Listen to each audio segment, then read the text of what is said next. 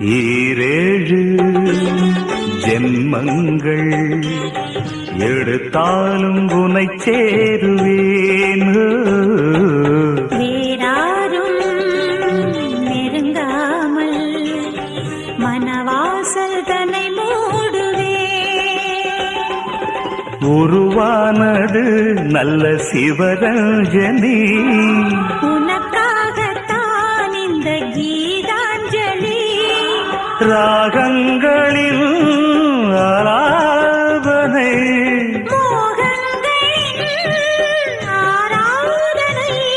உடலும் மனமும் தழுவும் பொழுதில் உருகும் ஒரு ஜீவன்தான் உன் பாடல்தான் ஓயாமல் இசைக்கின்றது.